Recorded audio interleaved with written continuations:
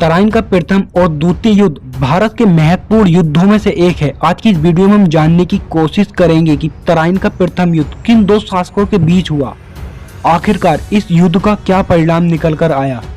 तराइन का प्रथम युद्ध पृथ्वीराज चौहान और मोहम्मद गोरी के बीच 1191 में लड़ा गया था।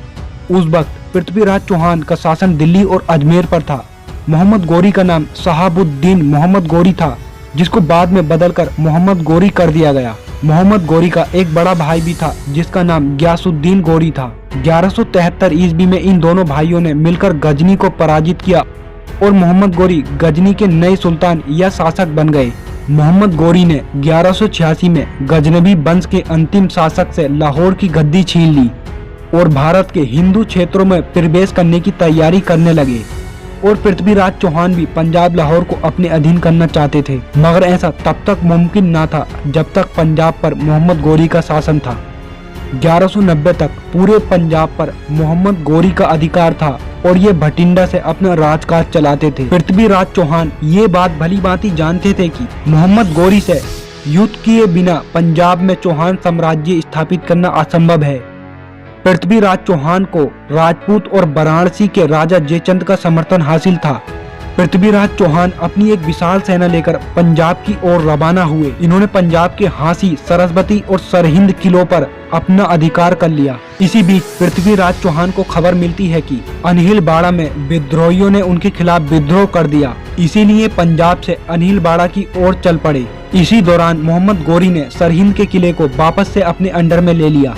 पृथ्वीराज चौहान ने जल्द ही इस विद्रोह को समाप्त करने के बाद ये निर्णय लिया कि वह अब मोहम्मद गोरी से युद्ध करेंगे। फिर पृथ्वीराज चौहान अपनी सेना इकट्ठी करके युद्ध के लिए चल दिए। सरहिंद के किले के पास तराइन नामक स्थान पर यह युद्ध लड़ा गया था। इस युद्ध के बारे में कुछ इतिहासकार कहते हैं कि मोहम्मद गोरी की फौज पृथ्वीराज चौहान के सामने बहुत कम थी।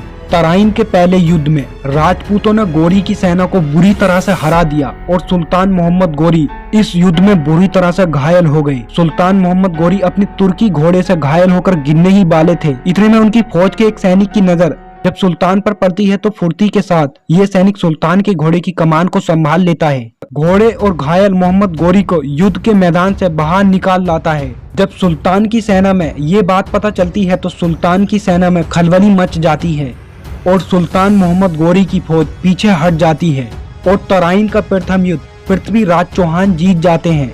इस विजय के बाद संपूर्ण भारतवर्ष में पृथ्वीराज चौहान की धाक जम गई। दोस्तों, अगला वीडियो तराइन के दूसरे युद्ध पर आने वाला है, इसलिए चैनल को सब्सक्राइब जरूर कर लें।